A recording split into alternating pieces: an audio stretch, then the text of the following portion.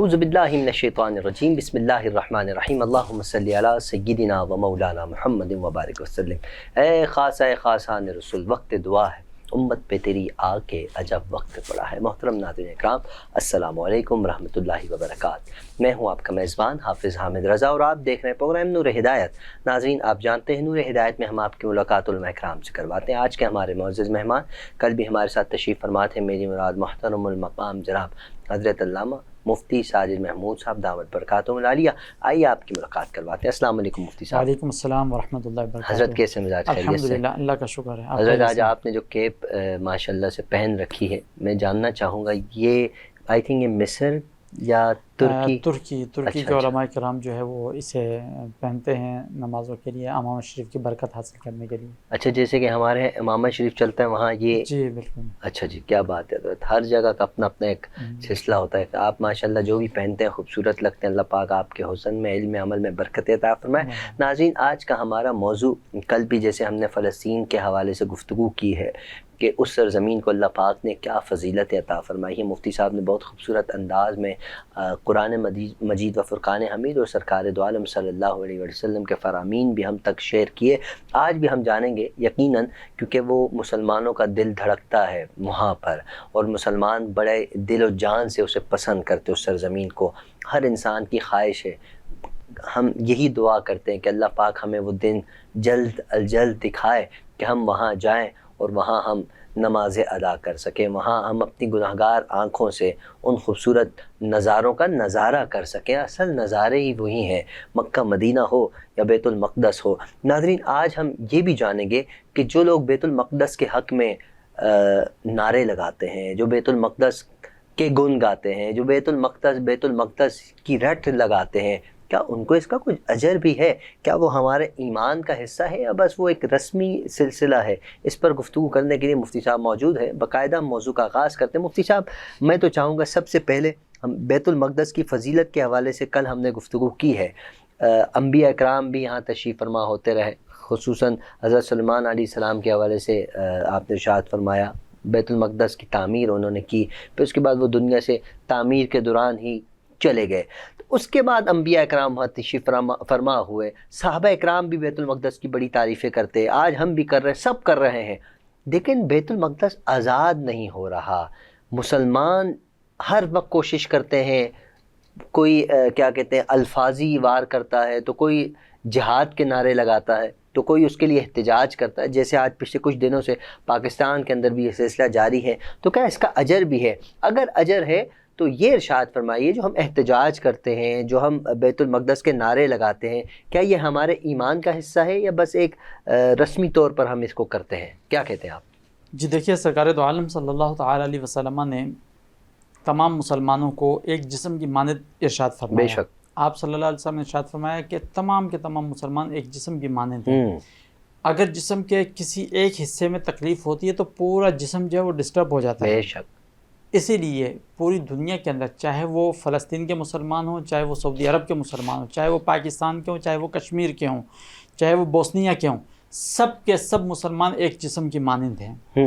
اب ان مسلمانوں میں سے کسی بھی مسلمان کے ساتھ اگر کہیں زیادتی ہوتی ہے یا ان کے اوپر کوئی ظلم اور بربریت یا پہاڑ ڈھائے جاتے ہیں تو بحیثیت مسلمان ہم اپنے اندر بے چینی محسوس کرتے ہیں۔ بے شک، یہ ہمارے ایمان کا حصہ ہے۔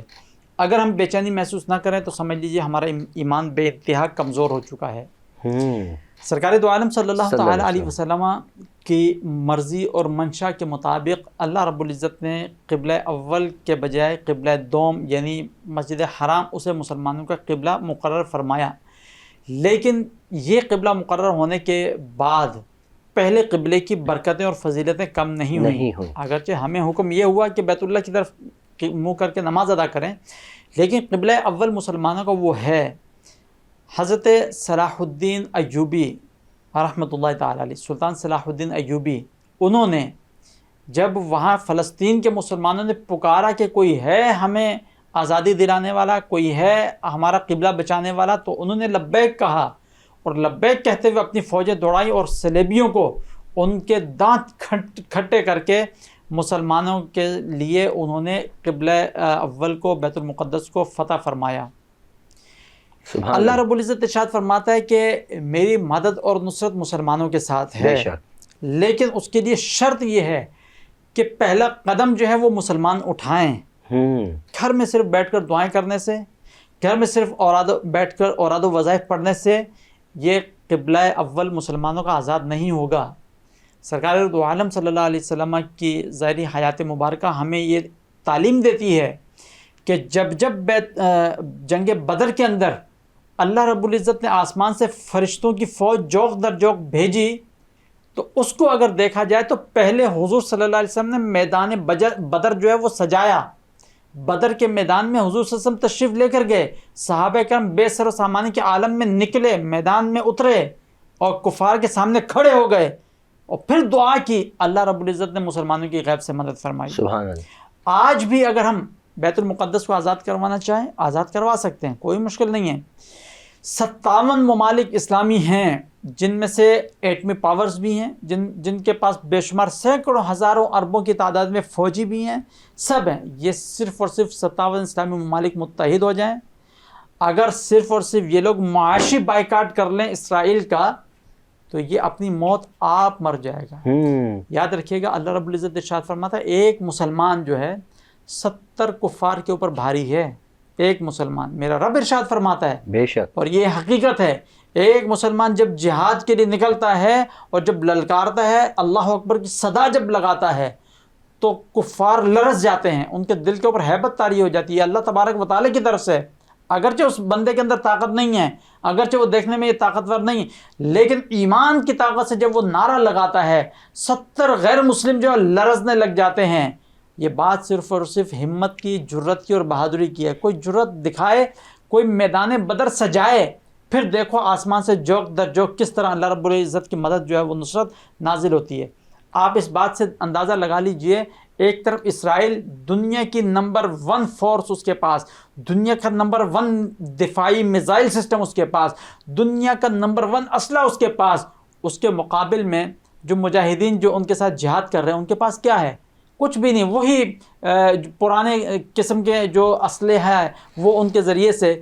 لیکن انہوں نے جب ایمان کی قوت کے ساتھ اٹیک کیا، حملہ کیا، دانت کھٹے کر دیے، پورے کا پورا سسٹم کفار کا جو ہے وہ نیست و نابود ہو گیا۔ وہ دفاعی سسٹم جو اربوں خربوں ڈالر کا تھا، مجاہدین کے ایمان کی طاقت کے سامنے ریت کا دیوار ثابت ہوا۔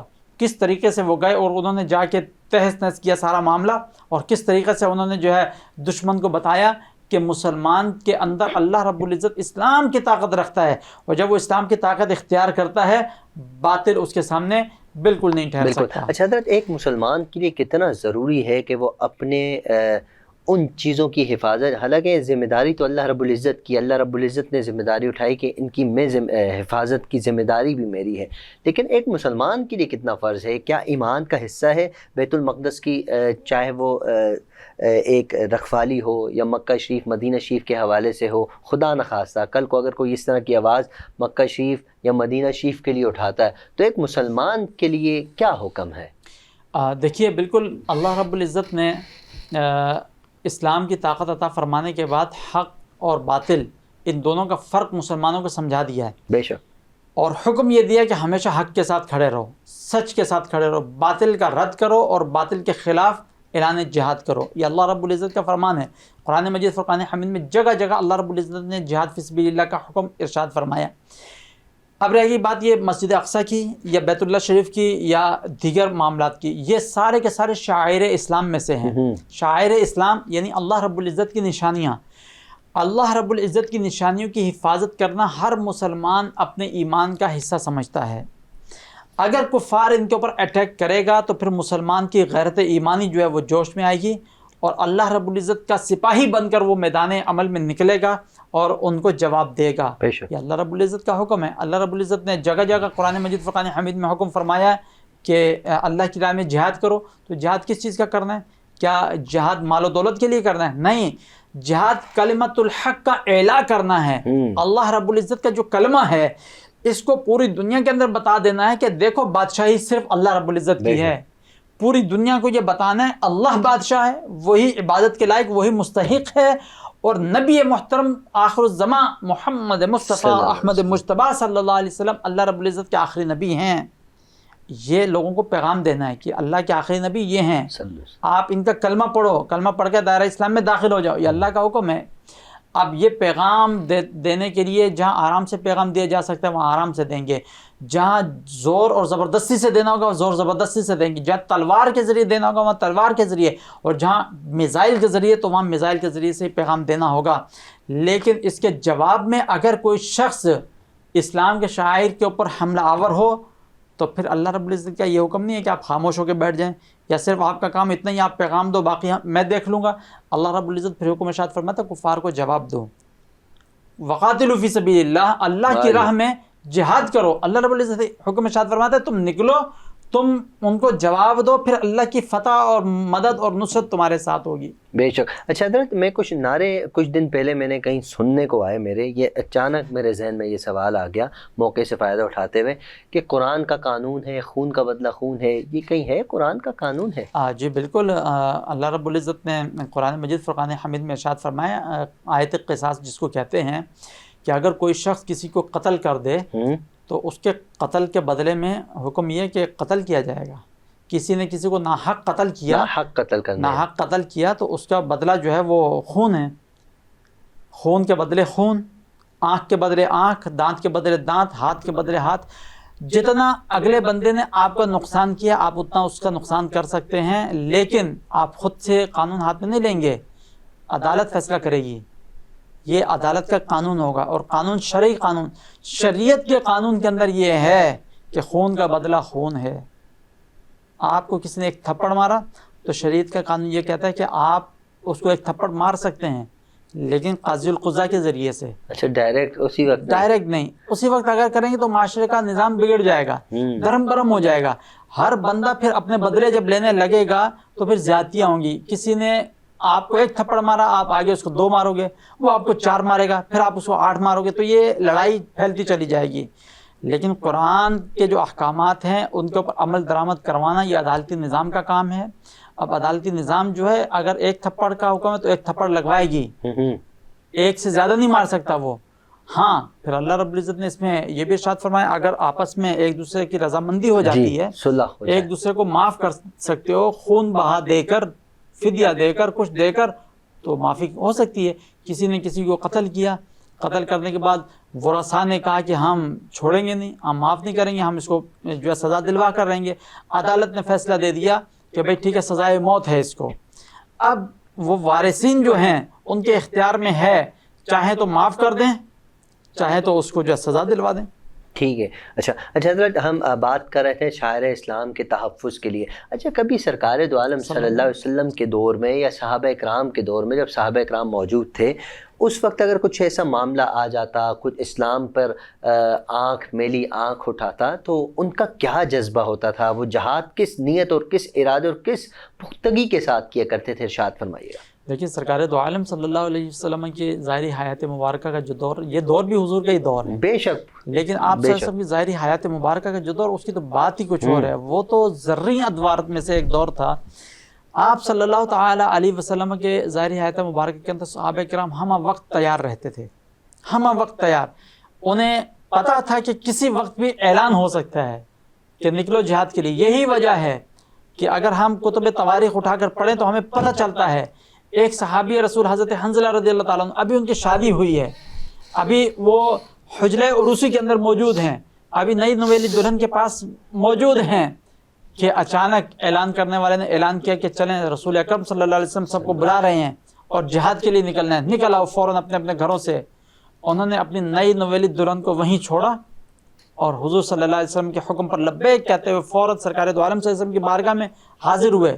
آپ صلی اللہ علیہ وسلم نے صف ترتیب دی, نکل پڑے جہاد کے لیے. میدان جنگ میں پہنچے, کفار کے ساتھ جہاد کیا, خوب مارا, خوب قتال کیا. اس کے بعد آپ حضرت حنظلہ رضی اللہ تبارک و تعالی عنہ جام شہادت نوش فرما گئے. جام شہادت جب نوش ہوا تو لوگوں نے تلاش کرنا شروع کیا کہ حضرت حنظلہ کی گویا کہ وہ لاش مبارکہ کہاں ہے, کہیں نظر نہیں آئی. لیکن تھوڑی دیر کے بعد دیکھا کہ لاش مبارکہ ایک جگہ پر رکھی ہوئی ہے, اور तरो ताज़ा पानी आपके जिस्म मुबारका से जारी है। वाजिब। ऐसा महसूस होता है गोया कि किसी ने अभी अभी पानी डाल के इनको नहलाया है, गुस्ल दिया है। हालात और वाक़यात के ज़रिए से जब पता चला है, मुहद्दिसीन किराम बयान फरमाते हैं, पता चला चूँकि शब उरूसी का दिन था, उनका गुस्ल नहीं किया कि अभी गुस्ल करूँगा तो हुजूर सल्लल्लाहु अलैहि वसल्लम के हुक्म की इत्तबा में ताख़ीर हो जाएगी, लिहाजा लब्बैक कहते हुए चले गए। फरिश्तों ने अल्लाह रब्बुल इज़्ज़त को ये अदा इस कदर पसंद आई कि जाम शहादत नोश फरमाने के बाद, अता फरमाने के बाद रब ने फरिश्तों को हुक्म दिया कि इन्हें उठाओ और जन्नत से इनको गुस्ल दे के इनको दोबारा पहुँचा दो। सुभान अल्लाह, सुभान अल्लाह। तो ये फजीलतें, ये बरकतें सहाबा किराम रिज़वानुल्लाहि ताला अलैहिम अजमईन की जंग के शौक़ के अंदर, कि हम वक्त तैयार रहते थे, जिस वक्त हुक्म हो फ़ौरन निकल खड़े हुए, और जंग का जज्बा अल्लाह अल्लाह यही तो है। उनके जज्बे को देखते हुए अल्लाह रब्बुल इज़्ज़त ने फिर घोड़ों की सुमों के अंदर से उड़ती हुई धूड़ की कसम जो है कुरान मजीद फुरकान हमीद में याद फरमाई। जहाँ सहाबा किराम ने सरकार से फरमाया ना, या रसूल अल्लाह हम आपके आगे भी लड़ेंगे, हम आपके पीछे भी लड़ेंगे, हम आपके दाएं भी लड़ेंगे, हम आपके बाएं भी लड़ेंगे। क्या जज्बा था। ये जो अभी आपकी बात काट रहा हूँ, फ़लस्तीन के अंदर जितने भी यहूदी आबाद है ना, ये कौन यहूदी हैं? ये वो यहूदी हैं जो अल्लाह रब्बुल इज़्ज़त की रहमत से दूर हैं, धुतकारे हुए हैं। ये वो मलऊन हैं जिनके ऊपर अल्लाह रब्बुल इज़्ज़त की लानत है। क्यों? हज़रत मूसा अलैहिस्सलातु वत्तस्लीम ने जब इनसे कहा, जब इनको हर तरह की नेमतें इनकी मर्जी और मंशा के मुताबिक मिलती चली गईं, आसमान से मनो सलवा नाजिल हुआ, पके पकाए खाने इनके ऊपर उतरते थे। यही यहूदी थे जो इस वक्त इसराइल के अंदर मौजूद, आसमान से मनो सलवा उतरते थे इनके लिए, पके पकाए खाने उतरते थे, और इन्होंने उसकी नाशुक्री की। तो उन्होंने कहा ये क्या पके पकाए खाने हमें मिलते हैं, हमें तो जनाबे वाला मसूर की दाल चाहिए, लहसुन चाहिए, अदरक प्याज दालें, ये चीज़ें चाहिए। अल्लाह रब्बुल इज़्ज़त ने फरमाया उतरो तुम फलां वादी के अंदर, ये सब चीज़ें तुम्हें वहाँ मिलेंगी। तुम्हें इस चीज़ की कदर ही नहीं है कि क्या आला है और क्या अदना है। तुम आला चीज़ को छोड़कर अदना चीज़ की तरफ जाते हो, तो जाओ सब चीज़ें मिलेंगी। जब इस कौम को हर तरह की नेमतें अता की गईं, उसके बाद जब अल्लाह रब्बुल इज़्ज़त ने इस कौम को हुक्म दिया कि तुम फलां कौम के साथ जो है जिहाद करो, हज़रत मूसा अलैहिस्सलाम ने जब अपनी कौम को अल्लाह रब्बुल इज़्ज़त का फरमान सुनाया, तो इस बदबख्त कौम ने कहा कि ये जिहाद विहाद का काम हमसे नहीं होता, लड़ाई झगड़े हमसे नहीं होते। माज़अल्लाह ये कहा है कि तुम और तुम्हारा रब जाओ, अल्लाह और तुम, यानी हज़रत मूसा अलैहिस्सलाम से कहा आप और आपका रब जाएं, जाके उनके साथ लड़ाई करें, हम तो यहाँ बैठे हैं। यही बदबख्त कौम बनी इसराइल की। जब सरकार दो आलम सल्लल्लाहु अलैहि वसल्लम ने सहाबा किराम रिज़वानुल्लाहि ताला अलैहिम अजमईन से इरशाद फरमाया, ऐ मेरे सहाबा कौन कौन तैयार है मेरे साथ जिहाद में जाने के लिए, जंग लड़ने के लिए? सहाबा किराम रिज़वानुल्लाहि ताला अलैहिम अजमईन ने अर्ज़ की, या रसूलल्लाह सल्लल्लाहु अलैहि वसल्लम हम तैयार हैं। आप सल्लल्लाहु ताला अलैहि वसल्लम ने जब उनसे खिताब फरमाया, जोश जब आया सहाबा किराम को, तो सहाबा किराम ने अर्ज़ की, या रसूलल्लाह सल्लल्लाहु अलैहि वसल्लम हम बनी इसराइल की कौम में से नहीं हैं, हम बनी इसराइल की कौम की तरह नहीं हैं कि आपके साथ अमन के दौर के अंदर तो आपके साथ रहें और जंग के दौर में आपको तने तनहा छोड़ दें। या रसूलल्लाह सल्लल्लाहु अलैहि वसल्लम हम आपके आगे लड़ेंगे, आपके पीछे लड़ेंगे, आपके दाएं और आपके बाएं, आप सल्लल्लाहु अलैहि वसल्लम की ज़ात मुबारक के ऊपर एक आंच तक नहीं आने देंगे। और यही वजह है, फिर आसमान ने देखा, ज़मीन ने देखा, इस पूरी दुनिया ने, सूरज ने देखा कि सरकार दो आलम सल्लल्लाहु अलैहि वसल्लम ग़ज़वा अहद के मौके पर जंग में तशरीफ़ फरमा है। एक मौका ऐसा आया, आप सल्लल्लाहु अलैहि वसल्लम के करीब कुफ़ार पहुँच गए।